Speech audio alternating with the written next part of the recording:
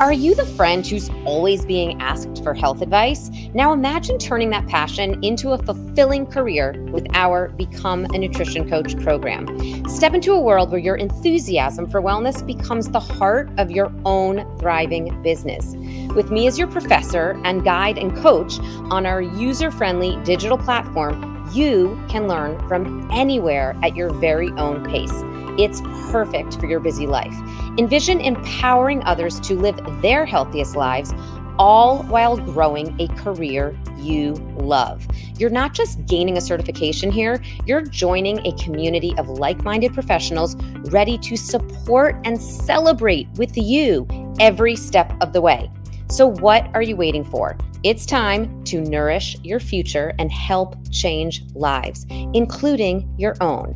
Head over to nutritiouslife.com/BNC for a free class and a sneak peek of the program. Your journey to becoming a nutrition coach begins now. Curious about fighting inflammation, supporting immune health, combating wrinkles, and more? Well, then you'll want to listen in to this episode of Living a Nutritious Life. I'm Keri Glassman, your host, and in today's episode, we're talking all about one of my very favorite topics. I wrote a whole book on the topic way back in 2010, antioxidants, specifically glutathione in today's conversation. I sat down with research scientist Katie Emerson to dive deep into the fascinating world of glutathione, commonly known as the master antioxidant. We explored glutathione's critical role in supporting cellular health, immune function, and even its potential to enhance cognitive health and skin vitality. Katie shared her personal journey from nursing to becoming a dietitian and then to becoming a researcher.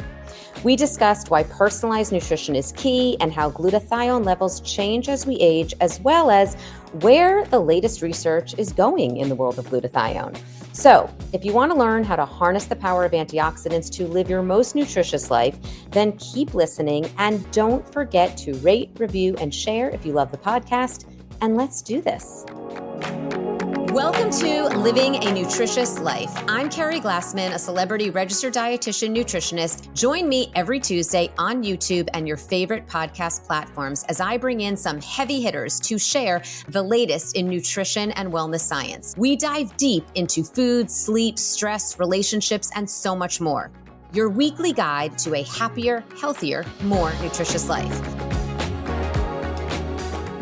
Welcome, Katie, to the Living a Nutritious Life podcast. I am so excited to chat with you today about one of my favorite topics, glutathione.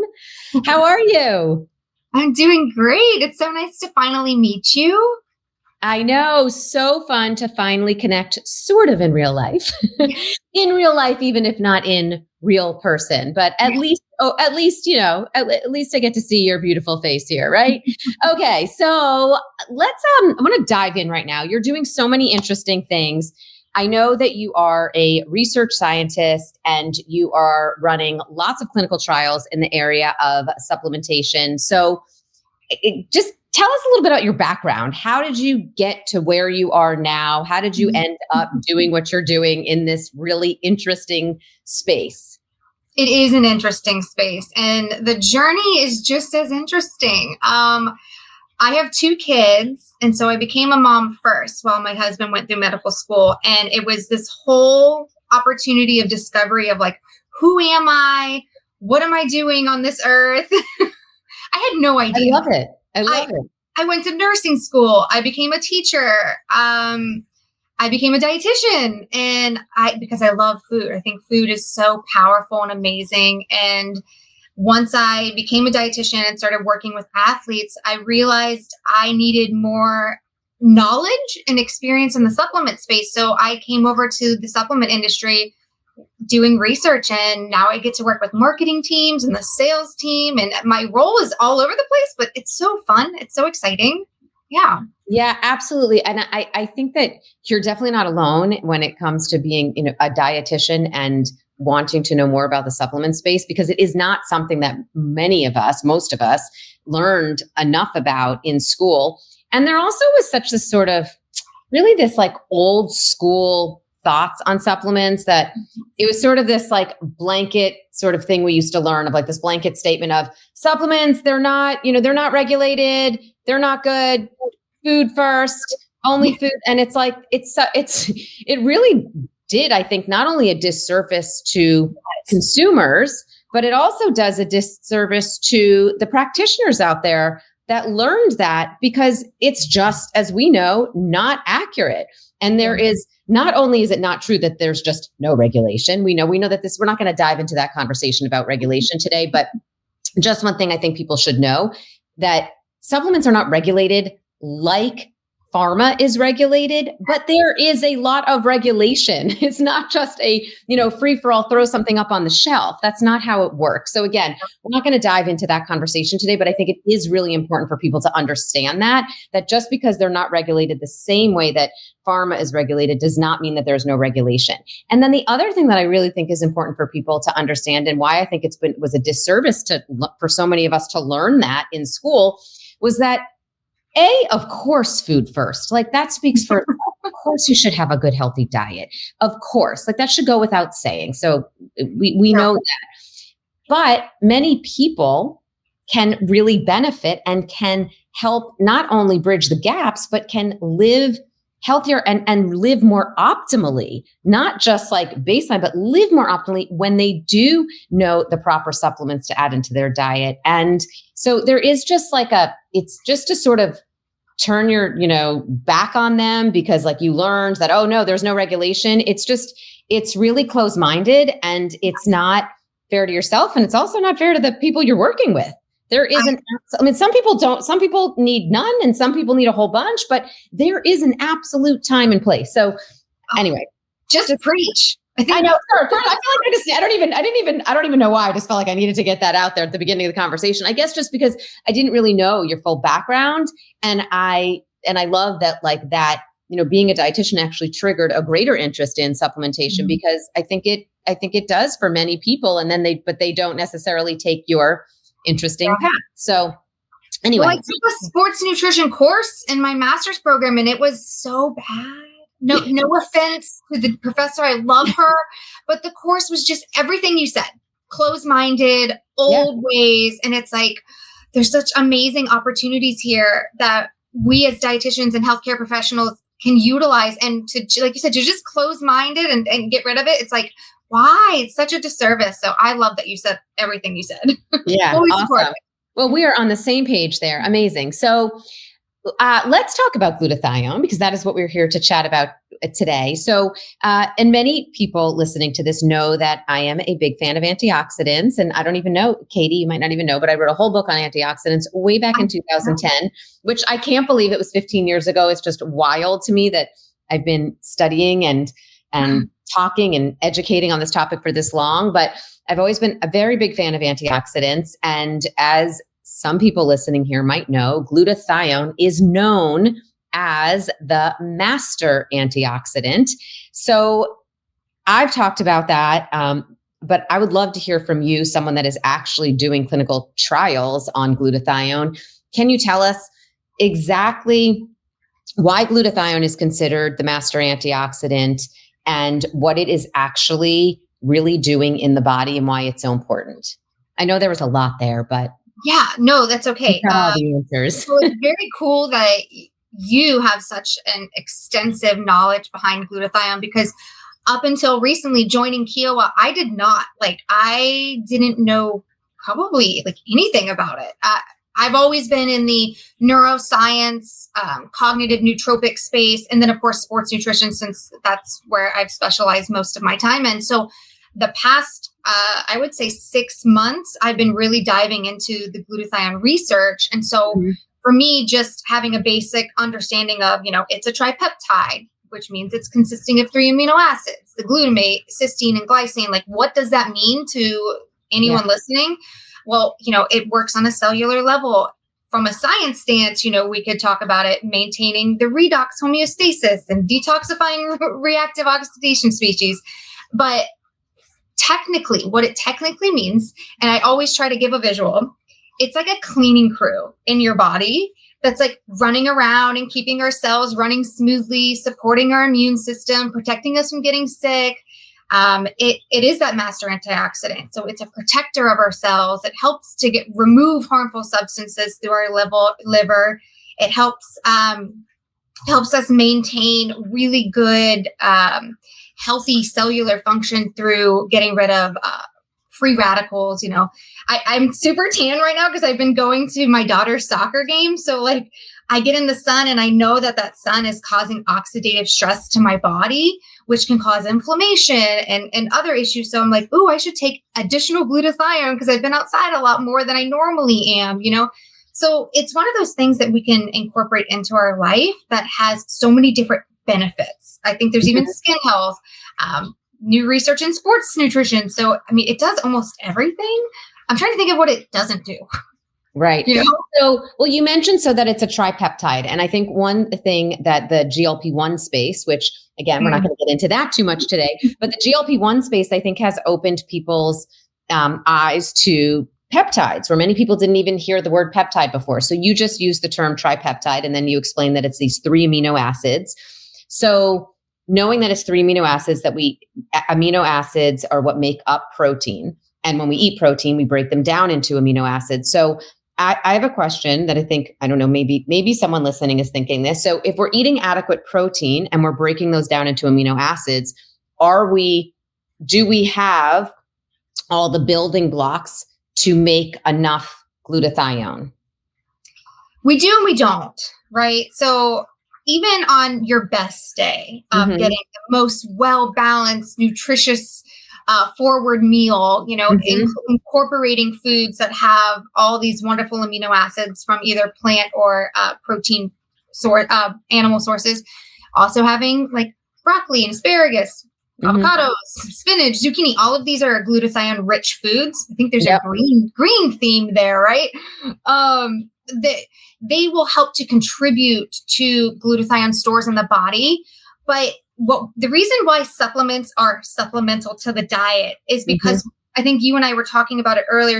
You can maintain optimal function, but sometimes you want additional benefits. And that's why supplements have always had a place. But like we were just saying, food first is great. But if you want to see all these additional benefits and changes from a cellular function aspect, the diet may not be enough, especially on a day-to-day basis, right? I know one day I've got the best diet, and then the next day I go to a kid's birthday party, or I don't feel like cooking, So I think there is a place for supplements, even with the best diet. We have good intentions, but sometimes it doesn't work. Right. And we create our own glutathione in our body, but I know that reduces as we get older. So can you talk a little bit about that, about glutathione and how our levels change as we age and why? So, because to me, I think that's one of the reasons that I recommend glutathione as a supplement as we're aging is, again, just because we're just not making what we used to make. Yeah. And my first question when I heard this was, can I see the science? Like I want to see this. So being able to see glutathione levels in the bloodstream as we age, both males and females, it's declining. It's pretty, I wouldn't say you don't need it as a younger person, but again, we're going back to that. If you want more benefits, then right. But as we're aging, our diet changes. We're exposed to more oxidative stress in the body, pollutants in the air, depending on where you live, New York versus Florida. New York has more pollution in the air. That's going to cause a buildup of free radicals. And then that is kind of what breaks down those antioxidants. And then we don't have those wonderful benefits. So those glutathione stores just keep getting depleted over time. So I like to tell my parents who are aging, you really should be increasing your supplementation of glutathione to help combat all of these external issues that are unavoidable. You can't avoid age. Sometimes you can't avoid the sun. So just helping to maintain those levels as best as possible.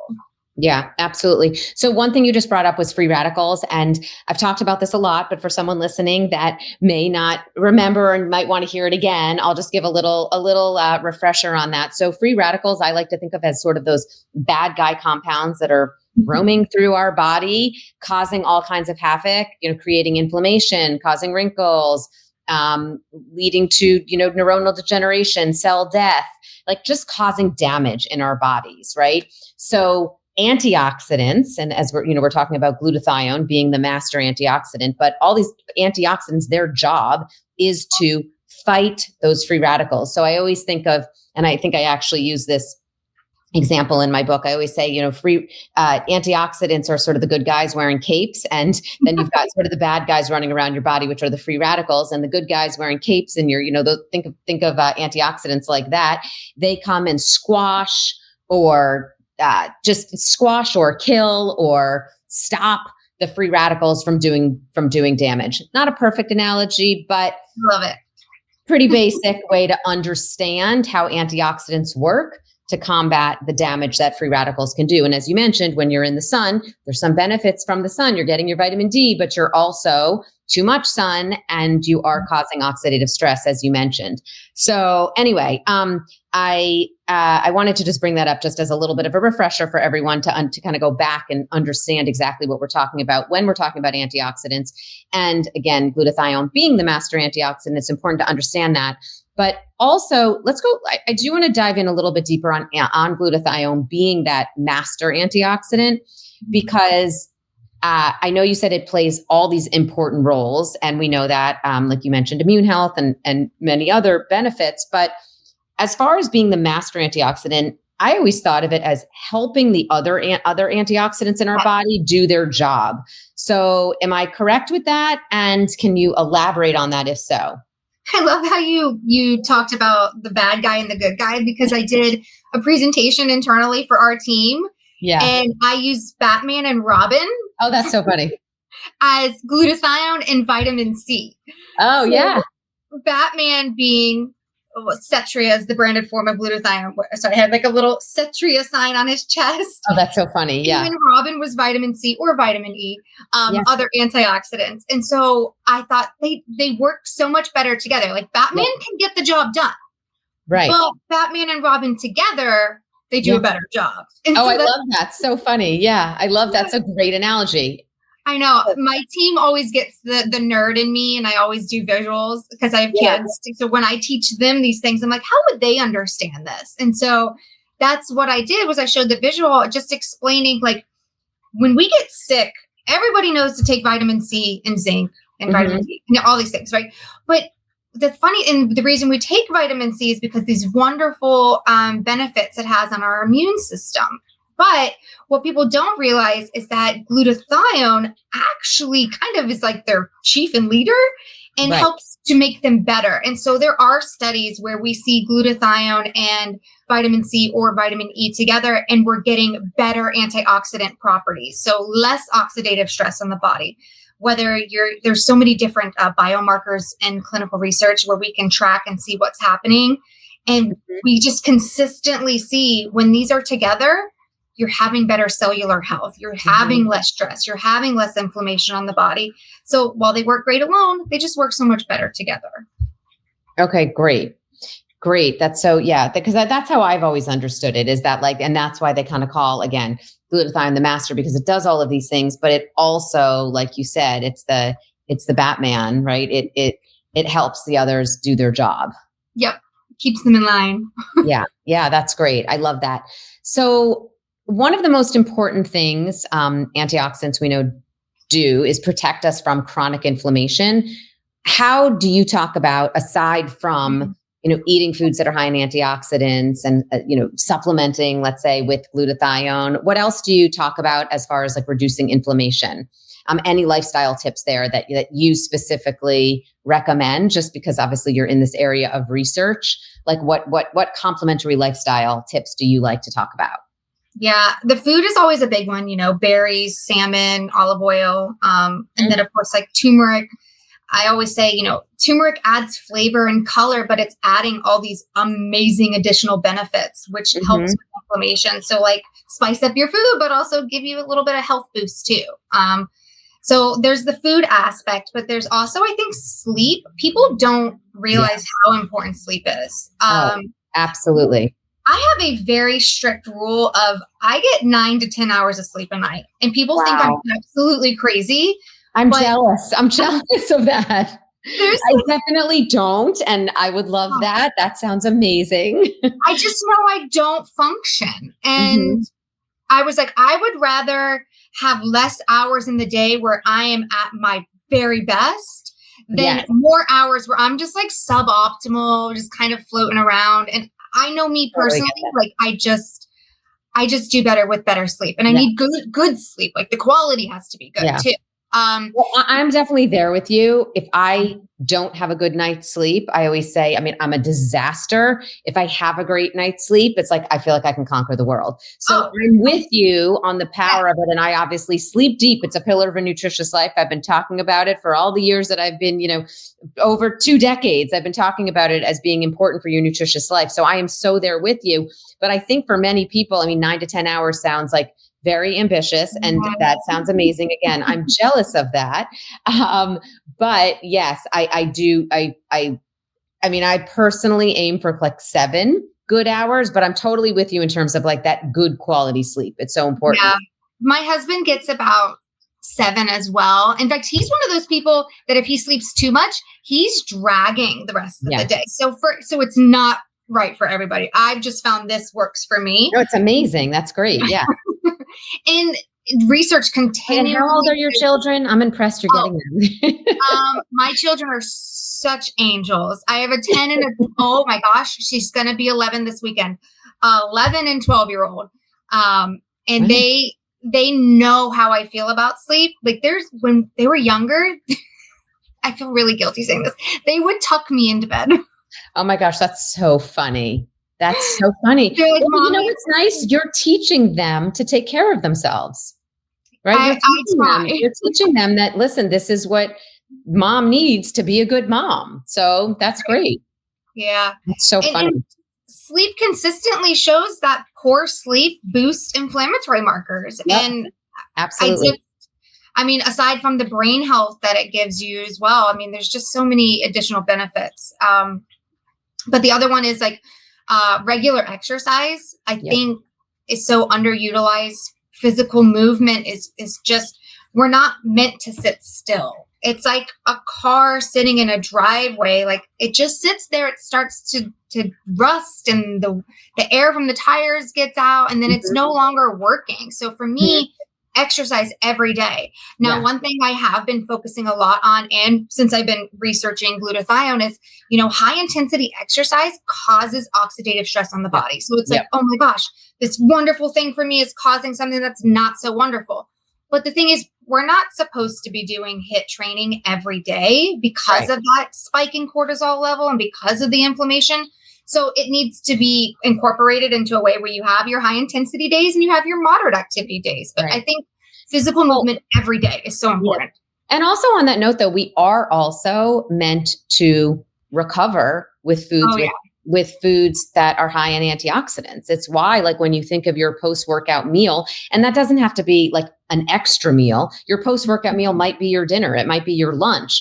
But that meal should have antioxidants in it. One of the reasons is for, I mean, obviously we need it for many reasons, but it's for recovery from exercise that did just cause some oxidative damage. And that's part of it. And I always say, like, it seems like, well, wait, how can exercise have anything bad related to it? And it does, though, but it's just part of it. And then there's the recovery that does its job too. So anyway, I like to remind people, it's not just about getting protein after you work out, or it's not just about, replenishing that glycogen tank, and getting in carbohydrates if you're, especially if you're an endurance athlete. I mean, you need your antioxidants for recovery to recover from that oxidative damage of the workout.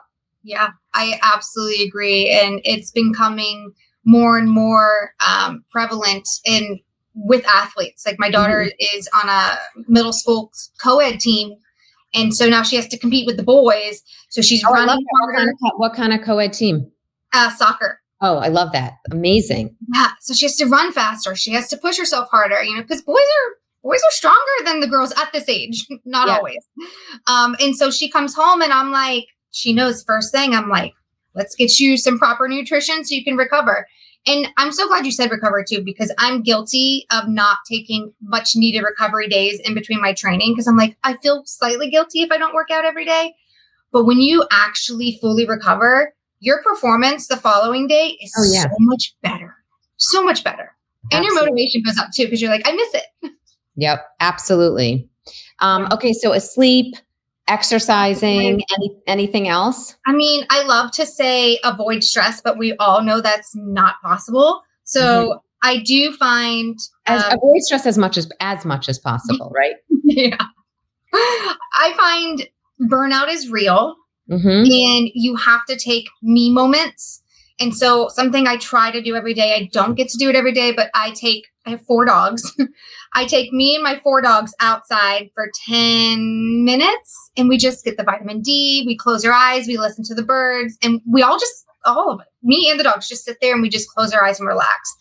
And then I find that I'm able to just pick myself back up and go back into the office and keep moving forward. So any way of de-stressing, whatever that means for you, try to do it at least once a day, if not a couple times a day.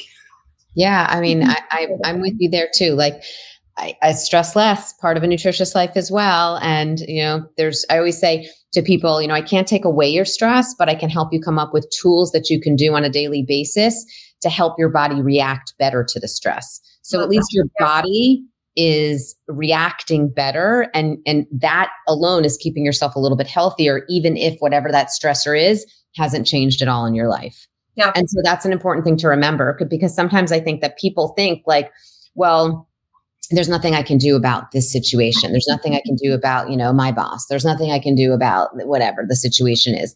And I say, yeah, but you can do something about the way your body is reacting to it. And that's going to be really beneficial to you in the future. So anyway, just something to think about for people out there that are saying to themselves, I can't do anything about this stress, because you're right. Stress is a part of life, but is part of life. And some things we can change and some things we can't. But again, we can always change the way our body reacts on a physiological level. Okay. So let's go back to supplementation for a moment, specifically with glutathione, because obviously that's what we're really talking about today. What do you think is the best form of supplementation of glutathione? How much do you think people should take? And what's the best time of day for people to take their glutathione? Yeah. I always say personalized nutrition is best, of course. But sometimes it's hard to even figure out what that means for you. So it's like a trial and error. But I can say that your glutathione levels are the lowest in the morning. So that's always a great time to take it. And you've already just experienced a fast while you're sleeping. So it's going to be a little bit more bioavailable on an empty stomach. And and then, eat something with it or after it. So I think this is such a great way to do it, is first thing in the morning. But I do like to say too, like, if you forget it, it doesn't mean that you just skip the day, right? Like you can take it anytime. It's not like it's better in the morning. It's just more bioavailable and your levels are low. So let's like kickstart the day with something good, right? But and also, I just think if people get into a routine of taking their supplements in the morning when they get up and it's part of the routine, they're more likely to do it. So there's also that basic benefit there. Yeah. I am just like that. It's my multivitamins and glutathione and cognizant are in my bathroom on my couch. Because as soon as I get up, I go in, I brush my teeth, I take all this stuff. It becomes a habit. It becomes a routine, right? So I think that's the biggest thing too, is like, what's a routine that you can do consistently and stick to, and it not feel like a chore, not feel like you have to go out of your way. So absolutely. Yeah. So as for the form and the dose, so there was this huge thing in the scientific community that oral glutathione was not bioavailable. It was not being absorbed in the bloodstream. And we have a Richie. We say Richie. The researcher's last name is Richie. The Richie study shows that at a 250 milligram dose a day for up to 6 weeks, there was in between markers too. Like at 3 months, it was improving, and 6 months it was improving. It was showing that in whole blood, red blood cells, and our buccal cells, which I think is really kind of fascinating to understand how it works is you're taking a capsule, it's being metabolized in the gut, and then it's stored in your cheek cells. Like, that's really kind of cool. It's like really, truly a first line defense mechanism when you put your fingers in your mouth and pathogens, and won't go down that. I definitely did not know that that's where, so explain that that's where most of your glutathione is stored? Not necessarily most, but some is stored in your buccal cells, your red blood cells, and just your whole blood in general. So I found that very fascinating. And that's one of the things that we learned from this study. It did go up to 1,000 milligrams. So when you talk about dose range, like what works for you, is it 250? Is it 1,000? I tend to take one 500 milligram capsule a day. Okay. That's kind of like the sweet spot. But yeah, we are able to see that Cetria is more bioavailable. And I think it's through the fermentation process, truthfully. Like, when I think about what makes generic glutathione different from the branded form of glutathione, it's the fermentation process. It makes the compound more pure. There's no additives or anything synthetic that may be interrupting the absorption process. So while previous research showed that glutathione orally wasn't absorbed, well, maybe that was the reason. Maybe the form just wasn't as pure as the form that we have today. So we keep trying to change that narrative out there that oral is not good and that you have to get it through an IV, which you absolutely can. Just, be very mindful of who's doing it, safety-wise, things like that. But you can get it through an oral dose every day that's more convenient, less expensive, and not invasive. Absolutely more convenient and less expensive. Yeah. So the dose ranges, but you can get it in a capsule and it just make it an everyday thing. Very easy. So tell us about the research that you're working on, or what research has maybe been done, but we're not aware of yet. It's not out there yet. Like, what can you share with us about the latest and greatest research? So one of our new studies was in 2023, and I love that it was on postmenopausal women because a lot of studies are done in men. Absolutely. As you know. Yes. This is an ongoing battle. But what's really cool is with this particular study, they wanted to track vascular function, so cardiovascular health through blood pressure, through vasodilation. So they used flow-mediated dilation is the way that you measure the blood flow through the vessels. Okay. You use like an ultrasound on the radial artery, and you can measure it that way. So that's from a clinical setting. But basically what it means is you have better blood flow through your veins, and that is going to contribute to better oxygen and nutrients, lowering your blood pressure, all of these wonderful benefits. So when you pair glutathione with citrulline, which is I think in almost every single pre-workout there is on Earth, because it's known to give this nitric oxide production blood flow benefits. When you pair these two together, they work better. Again, Batman and Robin, right? Like, citrulline is going to do this wonderful thing, but when you give glutathione with it, it helps to stabilize the nitric oxide molecule so it lasts longer in the bloodstream. So it's reducing that oxidative stress and improving that blood flow.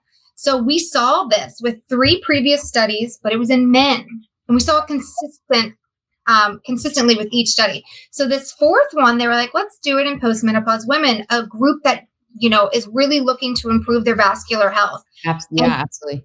Consistent results that pair great with the other 3 studies. So I love being able to take the totality of evidence and now being able to say it works in men, it works in women, it works in different dosages, different durations, and it does the same thing. So from a science point, I love it. It's really cool. That's great. Anything else? I love, first of all, that was in women and that it was postmenopausal women, but curious, anything else? Any other research you want to share? So I found a study. I love always hearing about the research too. So.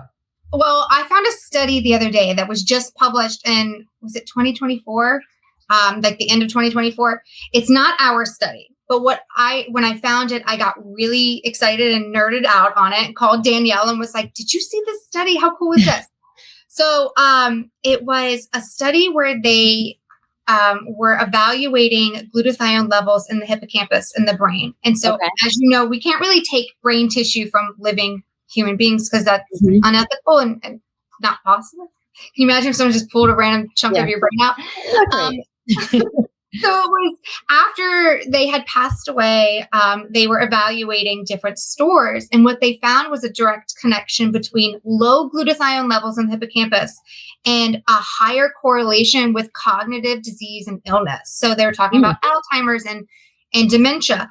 So I always think of glutathione as the master antioxidant for everything we've discussed here. I've never really thought about it from a cognitive stance. Then I started to go down the rabbit hole and start to find all this research. And lo and behold, people are taking glutathione and acetylcholine because they work together on a biological pathway that, again, I did not know about.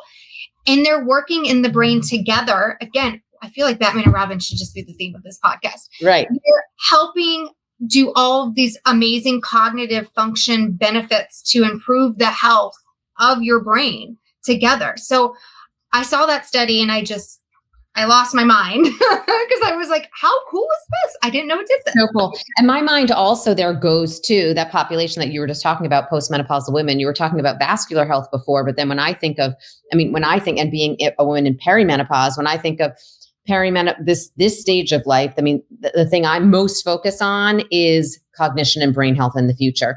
Worried about other things too, but that is like my main focus. When I think about aging and improving health span, I think about that. So that is really fascinating to me. Yeah. So now I'm like, I take glutathione and acetylcholine together, never knowing that they work better together. And so now my brain is going, I want to run a study of them together and see how they do. Yeah. I think that'd be so cool. And you can do it and you can run a study, which is amazing. So who do you think, is like, who should be absolutely taking glutathione and who do you think it might not be appropriate for? So I don't think kids need it as much as we do because the stores have been shown to be higher. They don't have as much stress as we do, I don't know. I don't think kids need it. I think as we age, it becomes more of a supplement that should be incorporated with a multivitamin. I really do. I feel like it should be in multivitamins because it has all these wonderful benefits. I also tend to think, when is the best time to take it? If you're doing HIIT training, if you're going to be in the sun, if you decide to have some wine one evening because you're having a celebration or you're at a social event. It has great properties of phase 2 liver detoxification where it can help remove some of that unwanted parts, ethanol in the bloodstream and in the liver and kidneys. So I tend to go, okay, again, when do you think you need it the most? Is it every day? Do you need to maybe give a little bit extra on the dosage on random occasions like these? Right. That's how I navigate it personally. Amazing. So much good information here. Again, I'm such a glutathione fan because I do think of it as one of those supplements that is beneficial to such a wide range of people. Yeah. And I do think there's just such a wide range of benefits, especially as we age, like you mentioned.